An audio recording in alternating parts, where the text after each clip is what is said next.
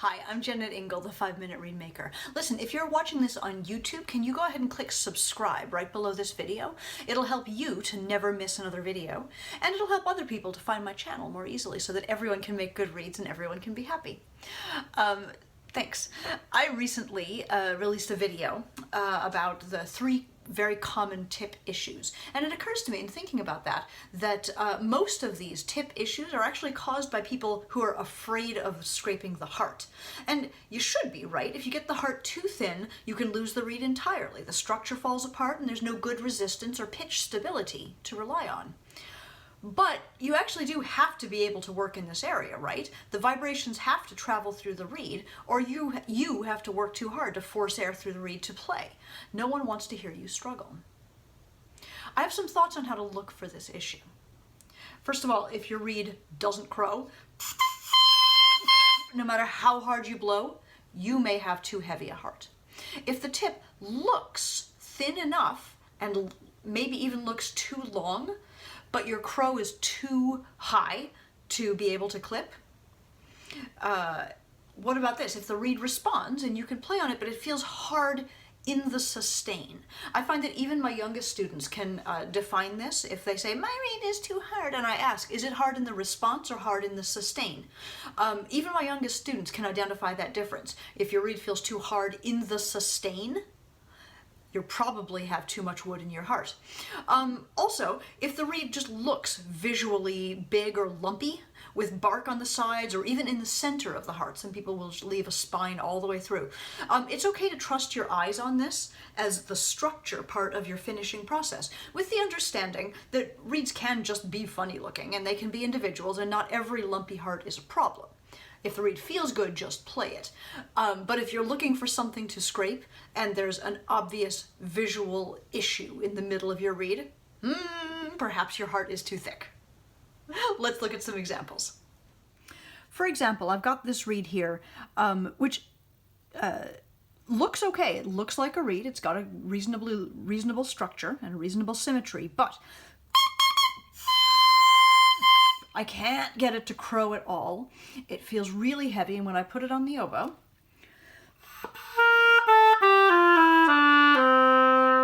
it is unmistakably hard in the sustain.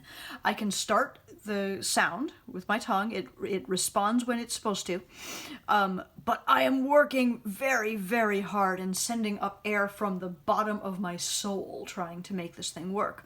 And I can see, actually, with the plaque end that we've got a lot of bulk in the heart. So if I just do that, and I'm not saying that this reed was perfection otherwise, I may still need to polish elsewhere, but if I just dust that heart all the way across, making sure that it's clean and shiny, both sides,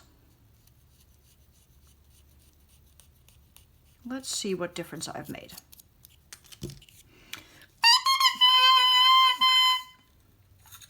I've got a crow now, which is an improvement.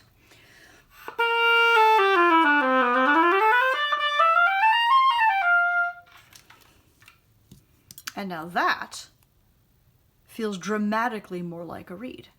At this point, of course, I can go back in and polish the corners of the tip, clip, bring it down. You don't need to know about this in the context of my video on the heart. But did you see the way that I just ever so gently polished the heart? The quality of cane that you have seen me take off from the tip, from the back, like that, is not what I'm doing in the heart. I'm gentle, but I mean business. Here it is again. Ooh, dropped the crow beautifully, and I'm clipping.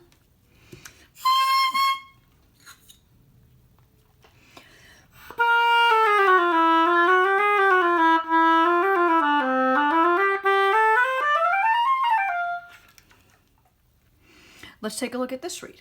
I have a relatively finished tip. I have a relatively finished back, and this reed crows at least a C or a C sharp, and it's still 71.5 millimeters long. What am I going to do with that? Play it on the oboe.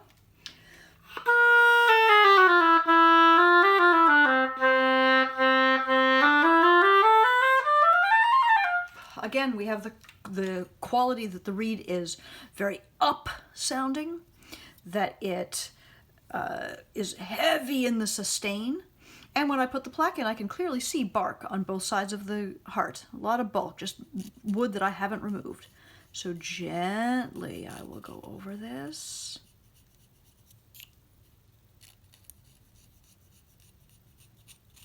And work my way down into the nice part of the cane.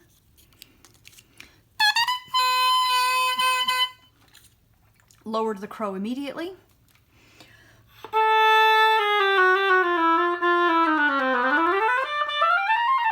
And decreased resistance to where I can really comfortably, easily play that reed now. There is magic sometimes in scraping through the heart.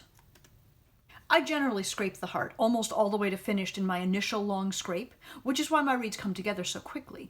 But if you haven't worked that way before, it can feel terrifying to scrape so freely before you even open the reed, and plenty of my students find themselves with just this kind of reed after the first clip, with nothing there, no vibration. Their instinct is to protect the heart and keep scraping elsewhere, but sometimes you just have to get the thing down so that vibration can travel. I hope this has been helpful to you. This has been a 5-minute Reedmaker lesson. You can follow these short videos right here on YouTube, and please click subscribe so you'll know when I post more. If you would like to order reeds or cane, you can find me at jennetingle.com. And I would love to hear from you. What else can I help you with? What should my next short video address for you? Let me know. Thank you so much for watching. Have a great day.